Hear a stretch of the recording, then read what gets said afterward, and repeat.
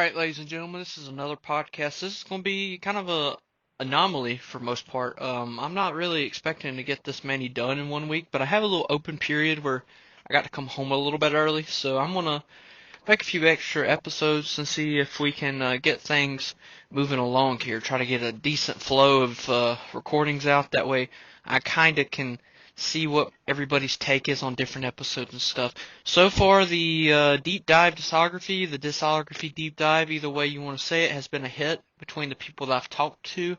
They've been really digging me going into other albums and stuff and exploring how each song relates to each other, the layering, the tempo, the tone of the songs, and the meaning behind them and everything. And the discussion-based ones have been also really good. It's been kind of an interesting flow to see how people appreciate each one. And yeah, so we are moving on to another discussion-based one. I am planning on doing another discography deep dive discography on an artist that is not well known at all. But he has huge news coming up, I believe tomorrow, which tomorrow at this current point is Saturday, and that will be Saturday. I don't know what day it is. I think it's June 2nd. Today, Friday, June 2nd. So Saturday, tomorrow will be June 3rd, and that's when he will have a big announcement about his career, which I know a little bit of internal details because I may or may not be in a special program that he offers that will tell me certain things ahead of time and has certain benefits, which I will talk about later on whenever I do get to his discography deep dive, which will include not just his albums, because he only has 2 albums at the current moment, brand new. Of course, he has, or not necessarily brand new, he has 2 albums that are full albums. He has a few singles out and an EP, so I'll be covering all that because it's just such a short discography. And yeah, so little housekeeping things, I guess. Like I said, don't expect these episodes to come out quite as frequently as I'm getting them out right now. Right now, I have a little bit of a grace period.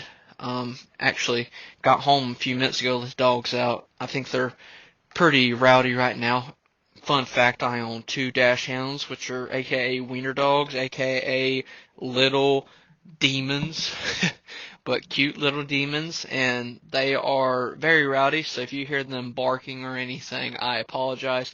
I try to do it in a room far away from them, however, their voices carry throughout this house because very thin walls, which is a definite for the podcast, but it's good for other reasons. If someone tried to break into the house, everybody in the house could hear it, and we'd be ready to toss hands, man. But yeah, so essentially, I got my Hi-C tropical punch juice box ready like an absolute gangster, along with a water to get this podcast on the road. So today I'm going to explore another topic that is not, I don't know if it's necessarily debated that heavily. So, one thing that I will make sure to explain as we get on to this topic is my opinion is really not necessarily I have one on this topic. I believe, well, let's just go ahead and introduce the topic. I think that would be the first thing, right? Okay. So my topic today is Southern rock considered country music or not? Obviously, it's in the rock genre, right? But it's also got those Southern qualities in the writing of the songs. Like you have the themes that we kind of talked about last episode, which is, love, heartbreak, and then like Southern roots and stuff. So that kind of brings up the question, is Southern rock country music? Or is it Southern rock? Or is there an in-between? And then we get to all kinds of gray areas like bluegrass rock. You got folk rock and you got folk music. It gets kind of confusing, and that's kind of what I want to explore today. It's not necessarily something that's going to have a necessary answer to it, right? It may be one of those things where it's just like, I don't know what to really tell you here, man. It is or it isn't, and there's no in between. So I'm gonna go ahead and just keep on going with this, rolling with it. So first thing I think of when I think of Southern rock, man, first thing I think of is, hey, I think of Leonard Skinner, right? Leonard Skinner, baby. Sweet Home Alabama, Freebird, Give Me Three Steps, the whole shebang. Curtis Lowe. There's so many great songs. I do enjoy Southern rock a lot. I remember as a kid, my dad used to own a Suburban, and this Suburban was like the family vehicle where we would do most of our like event stuff. So my uncle used to drive a late model at a local dirt track, right? So I grew up around racing, hence my love of NASCAR and racing in general. And the whole ordeal about it is, right, Southern rock music was one thing that my dad absolutely loved. So anytime we would be in this Suburban, it had a CD player, but it's not one of those CD players that's like your norm CD player. It is one of the ones that could have multiple CDs at one time. And I could always remember as a kid, so the first one that would come on was Johnny Cash. It'd be like the Johnny Cash like greatest hits. You would hear Ring of Fire. You would hear Sunday Morning Coming Down. You'd hear all the good ones, right? You'd hear the absolute classics, the ones that everybody knows. And I remember as a kid, like Ring of Fire would come on, and I'd be like, and I would just be having a fun time knowing what the lyrics were at the point. But I remembered it growing up because, hey, that was the song that I remember. And I couldn't even tell you that was country music at the time. I couldn't even tell you it was Johnny Cash. Because I was little. I was just kind of rocking and rolling. And I can't say till the point of when I got to my grandpa and learning what country music is and learning about George Jones and all the classics, Johnny, Willie, Merle, the I guess the trinity of the outlaw country music. You got Merle, you got Johnny, and then you got Willie Nelson. And then you're like, oh, what about Waylon Jennings? So is it more like a quadrilateral, or are we talking square, rectangle, trapezoids, hexagons? It's always up to debate, especially that Mount Rushmore of country music when it comes to that era. And that would be another fun podcast to explore. I actually may consider doing that one day and see how highly debated that we can make that. So I would love to hear everybody's opinion on that. But that is another time, right? So Johnny Cash, first CD. Second would be like AC/DC, right? I forgot what particular album it was, but it was one of the classic ones, and it wasn't necessarily like the greatest hits of AC/DC. It was a specific album, right? It may have been Hell's Bells, the one that has Hell's Bells on it. I'm not really that up to date with my rock albums because I do listen to a lot of albums and stuff, but there's one thing that's really tough about listening to rock albums. Like, for instance, I tried to go through Metallica's albums one year, and I was like, man, there's so many. And then one time I did Journeys, and my gosh, man, you wouldn't believe the amount of music that Journeys put out throughout the years, including all the live albums and stuff, which live albums are really fun. There's a lot of different rhythms and patterns and stuff to the music when you do the live albums. But the third one in that set would be the Lynyrd Skynyrd special. That would be, Give Me Three Steps, Curtis Lowe, everything, right? So that brought up a really good question in my mind as I'm sitting there cutting fruit today. I know, right? Sometimes you just have the most thought-provoking things when you're doing absolute dull things in life. But I'm sitting there like, I wonder how country music and southern rock, so essentially think of a Venn diagram. You remember those back in school? You had the three circles. Of course, I got my piece of paper and pen, and you probably can hear it as I draw. A Venn diagram, you draw two circles, and you have the intersection in the middle, right? So the intersection is stuff that's in common, and then you have rock, which would be southern rock, and then just country music or traditional country music, right? So this also brings up an interesting point, is the neo-traditional that I've been talking about, right? Your Cody Jinkses, your Ward Davises, your Casper McWades, insert Zach Bryan, your new traditional. A lot of them have been exploring a little bit of that gray area, which I wouldn't say it's necessarily gray, but that middle area, the common ground of rock and traditional country music. And from that has blossomed neo-traditional, right? So it's new traditional country music, but it's like country music with traditional sounds with a little bit of a twist to it, you know what I'm saying? So, I don't know, it's kind of interesting, right? So, Southern rock, right? Obviously, you have your rock instrument. When I think of like rock, I think of like shredding, like shredding of the guitar, going ham, playing those awesome chords like Through the Fire and the Flames by Dragon Force. Great workout song. Really long, so it's really good for cardio. A little fun fact. Um, I would recommend that, especially if you're like that point of like you're like, oh, I'm so ready to give up. Through the Fire and the Flames, hit that, man, you're going to be pumping that run as quick as you can. But that's one thing that I would say about rock is like its own instrumental, right? It has its own sound. And traditional country music also has that individual sound, like your steel guitar. That's one thing I think of when I think of country music that holds it to itself. And southern rock music, that steel guitar, you don't really hear it that much, right? It's there sometimes, but it's not one of those things where it's like it sticks out. But when it's in a song of country music, it absolutely does stick out because it's one of the principal instrumentals. It's one of the ones that has like its own solo sometimes. So the Venn diagram here. So we got the instrumental differences. You got steel guitar versus, hard rock shredding. Neo-traditional also has that shredding. So I guess you could consider this like a Venn diagram that has three circles, but I'm only doing two for the instance. But like if you do neo-traditional, it gets really interesting, right? So, and I'm not saying neo-traditional is not country because that is the most country that we have right now.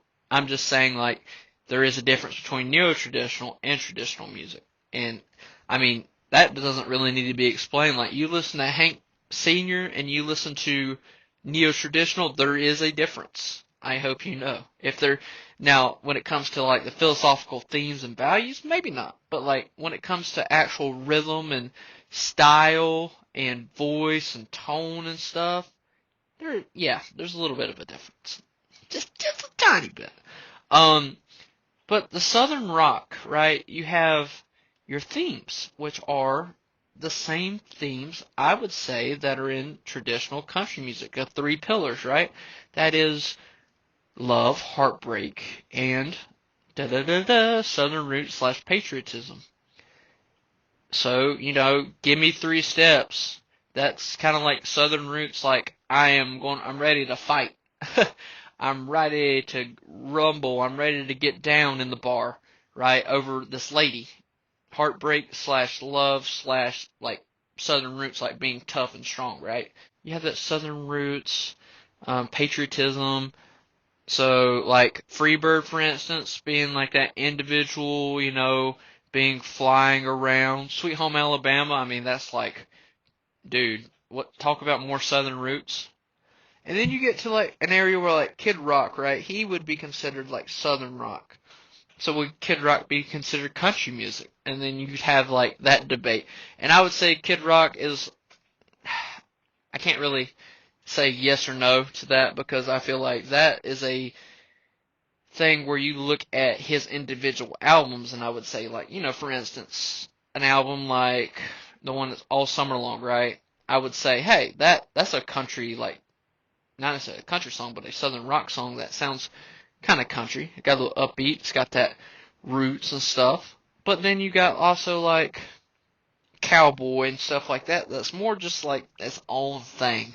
And it also has a little bit of like techno, a little bit in it. Not necessarily like the genre techno, but like like the style of it when it starts. Kind of interesting, more or less. So I would say that this is a topic that I can't really necessarily say yes, no, maybe to. This is something that you have to draw your own opinion on. But I will give you the best opinion that I have, and I would say yes, Southern rock is a type of country music. Would I say it's traditional country music? Absolutely not. However, would I say it is a type of country music? Yes, I will. And I would say it's a lot more closer to traditional country music than I would say it is to the newer country music, not neo-traditional, but pop country, or what some people consider bro country, which, God, excuse me, I just threw up my mouth a little bit. No, you know what I'm saying. It's just a different style. Like pop country is more or less my what I would call it. And I have a shirt that I got, man, 3 or 4 years ago. It's a 3X, so I've lost a lot of weight. I used to be a chunky boy. I used to be pretty big. Now I am less chunky. I'm still got my figure. You know what I'm saying? Like my dad figure here, but it's not nearly as bad as it was 2 years down the road. Um, Basically went from 290 to 210, 215, I think, something like that. And that shirt's really big on me, but I still wear it every once in a while, even though it looks like a dress, but it says pop country is noise pollution on it. And it's one of my favorite shirts. I wish I could shrink it down where it doesn't look like a dress on me, man. But that's how I honestly view pop country. And you also were like, pop country is its own thing, and I would say that is like essentially the one country that we need to get away from. Regards to like, hey, I don't want to be a part of this. Boom. This is it, right? This is what I don't want to be a part of. This is it. And pop country is that. So Southern rock, I would consider it more country than that. I would also consider it very close to neo-traditional. So I would say Southern rock is closer to traditional country music than most other genres. This also has a counterpoint of Southern rock has a intersect, right? It has a genre inside itself called folk rock or just folk music. So everybody knows like folk and bluegrass, right? There's a folk rock, right?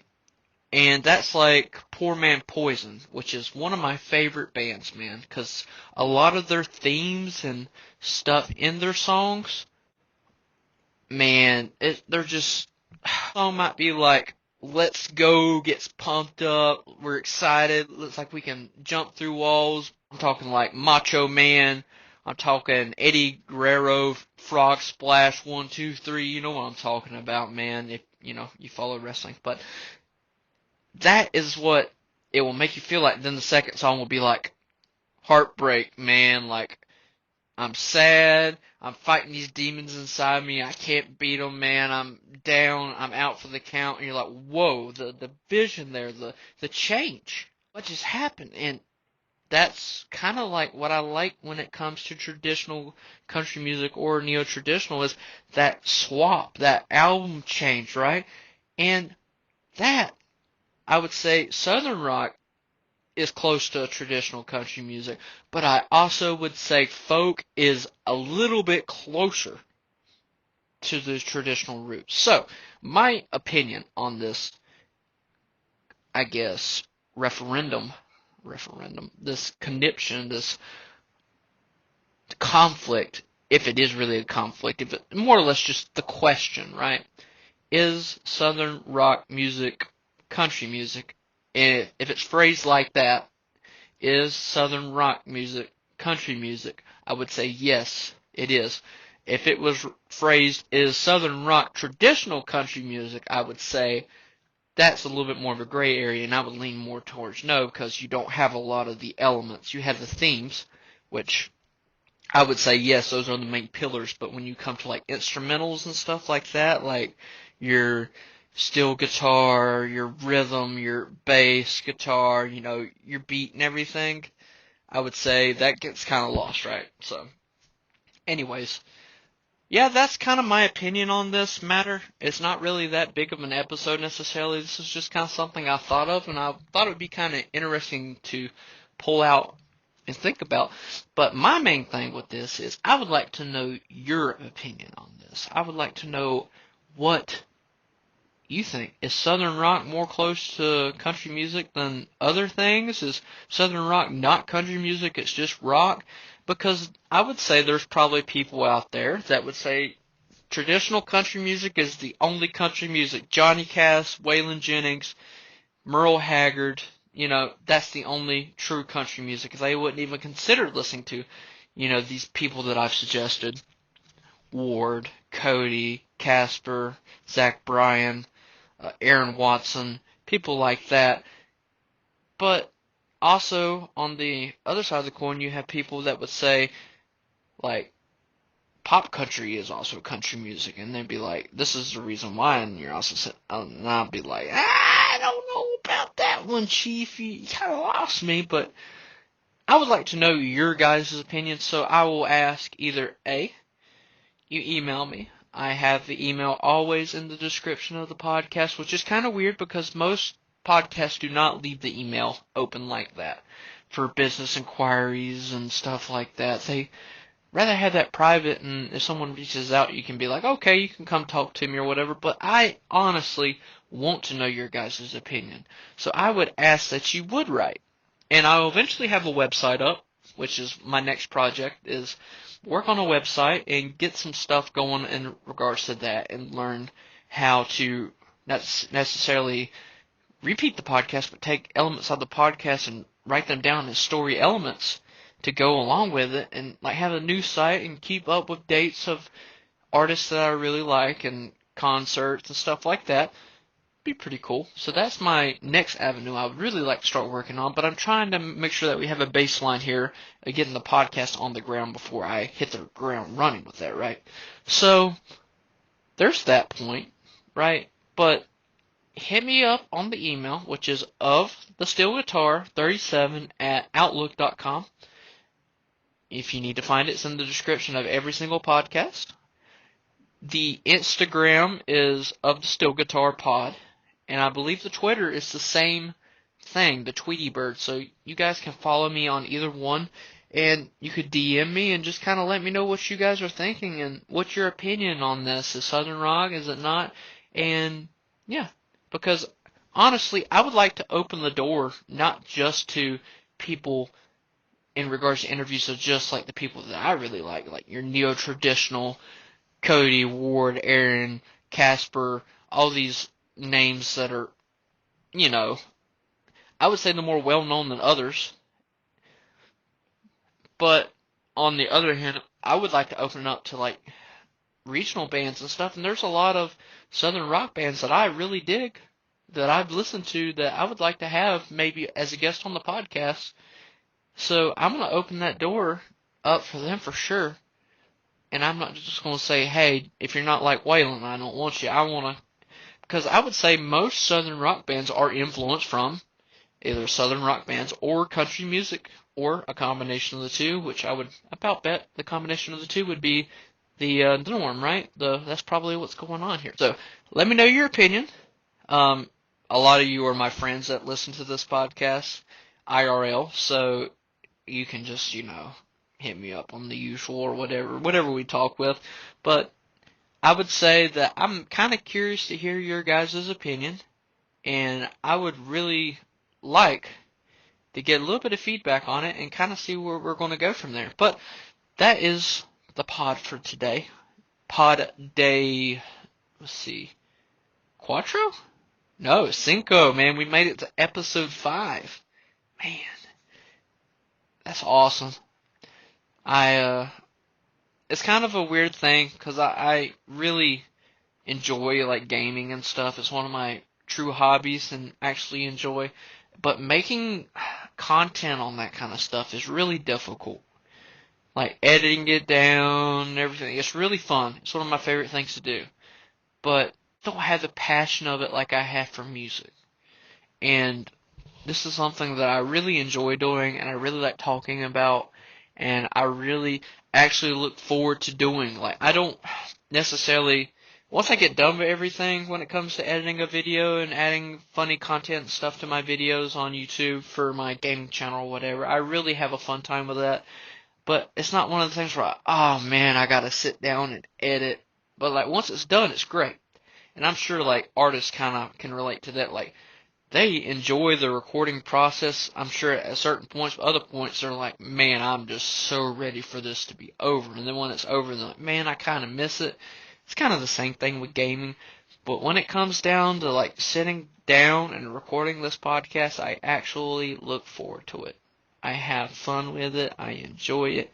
And I wouldn't trade it for the world. Or two worlds. Maybe three worlds, depending on how the third world looks, you know. If it's kind of cold like Pluto, no thanks.